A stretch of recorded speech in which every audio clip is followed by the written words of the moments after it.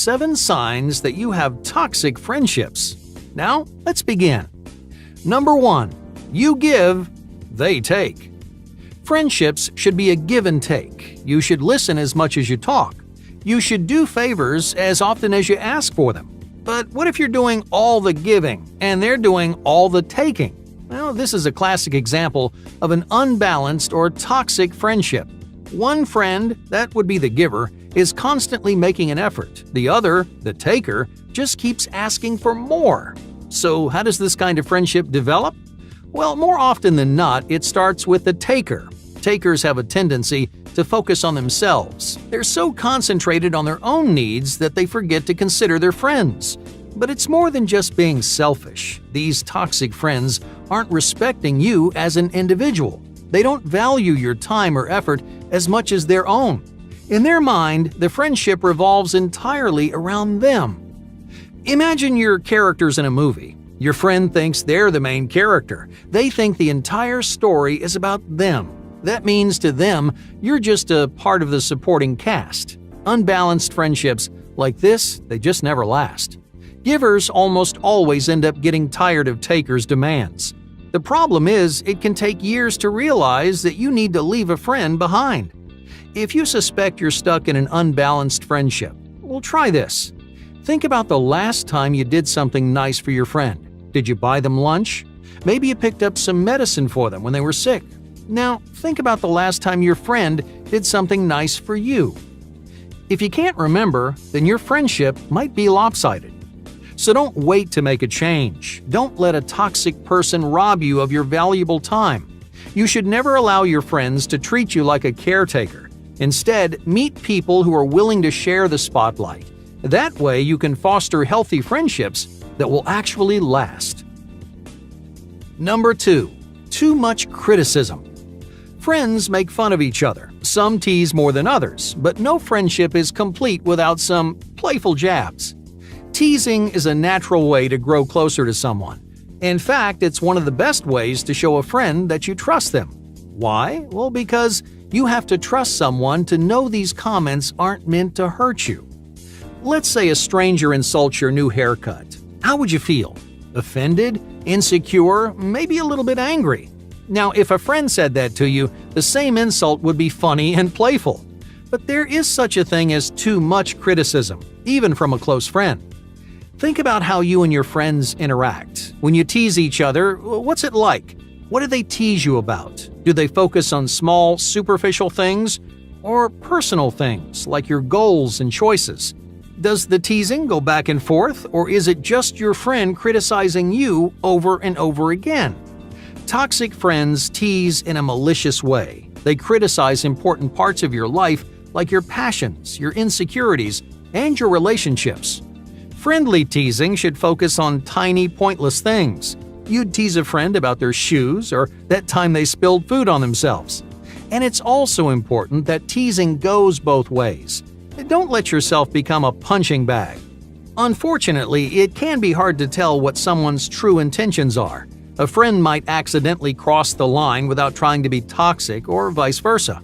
The key is to pay attention to how it makes you feel. Despite teasing each other, friends should ultimately boost each other up. If their comments are crippling your confidence, well, then it's time to take your friendship elsewhere. Number 3. Lack of respect. Toxic people don't always hurt you or push you away.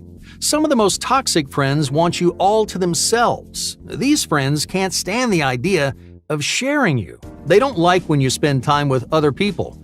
They'll even lie to create conflict between you and your other friends. They'll say things like, "Hey, I heard him talking about you behind your back," to destroy your other relationships.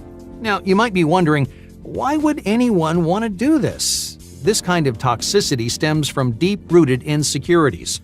When they see you having fun with other people, they feel jealous or abandoned. They think you'll like them less if you enjoy other people's company. Those insecurities make them manipulative. They'll start giving you guilt trips or try to speak for you. But you can't let toxic friends control you. Even if you cut ties with everyone in your life, it won't be enough. Their insecurity will never disappear, so don't cater to them. No one should pull you away from your friends and family. If they respected you as a person, they'd let you have a personal life outside of them. At the end of the day, that's what it comes down to, a lack of respect. These friends don't respect you, your friends, or your family. Ask yourself this: has your friend ever gotten to know the people in your life, or are they constantly rude and distant? This disrespect might extend even further. You may notice them disrespecting your belongings. They'll leave behind messes and treat your things like trash. This usually means they don't care about your feelings or are too self-centered to notice. Either way, you, your things, and the people in your life deserve to be respected. Don't settle for anything less. Number 4. Short fuse. Does your friend yell more than they talk? If they've got an especially short fuse, your friend might be displacing their anger onto you. Displacement is a psychological defense mechanism that helps us cope with anger. Imagine you got an F on a paper. You're obviously mad about it, but you can't yell at your teacher. Or you shouldn't. Instead, you transfer your anger elsewhere. You take it out on siblings, pets, or in this case, your friends. Unlike most items on this list, a short temper doesn't mean the friendship is over. It's toxic, but there are ways to fix it. Start by trying to identify why your friend is so angry. Do they hate their job? Or maybe they're having money troubles. Next, let your friend know that you support them, but only if they want to talk instead of yelling. In most cases, this will do the trick, but there are exceptions. Some friends simply yell because they're petty and immature. They can't think of a more respectful way to handle conflict. But whether you like it or not, their anger will rub off on you. It can make you feel pessimistic, unmotivated, and flustered. An angry friend can instantly ruin your whole day. So don't let a toxic friend hold you back. Surround yourself with calm and happy people to keep your life moving in a positive direction. Number 5. Never texting first. Everyone communicates a little bit differently. Some talk to their friends every day. Others do it once or twice a month. So how do you know if someone's communication skills are actually toxic? The important part isn't how often you talk, it's who started it. Look at the last 4 or 5 exchanges that you had with your friend. Whether it's texting, calling, or video chatting, who initiated it? If it's you every single time, well, then you might have a problem. Lack of initiation suggests that your friend doesn't care about you as much as you care about them. If they did, you wouldn't be doing all the heavy lifting. It's not your job to maintain the friendship, so if you've initiated every conversation, stay silent. Make them work for it. If they don't, you'll know they weren't interested in staying friends. Number 6. Back and forth. Does your friendship come and go in waves? Are you really close for a few weeks and then suddenly start fighting all the time? Volatile friendships will weigh you down. They bring all kinds of unnecessary stress and drama into your life. But you shouldn't have to wonder about the status of your friendship each day.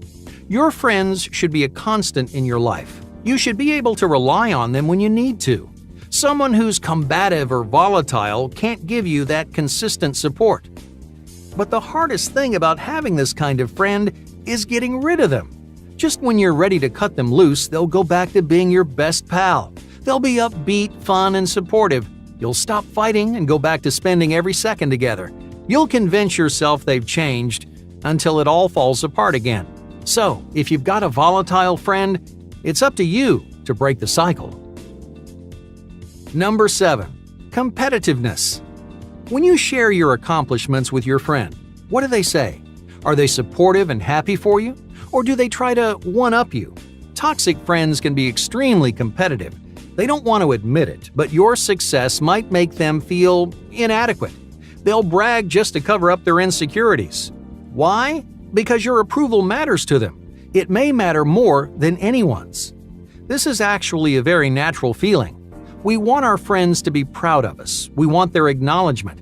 In reality, your friend might just admire you or find you intimidating. They're constantly competing to prove to you that they're good enough. Now, of course, that isn't always the case. Sometimes toxic people develop superiority complexes around their friendships. They only spend time with people they think they're better than, and that way they get an ego boost whenever you're around. Imagine you're insecure about your looks. You might purposely hang out with people who aren't good-looking. This makes you seem better by comparison because you're the good-looking friend. That title will give you confidence, but this isn't really friendship. It's using your friends like pawns. You're not valuing them as individuals, so if your friend doesn't want the best for you, spend your time with people who do.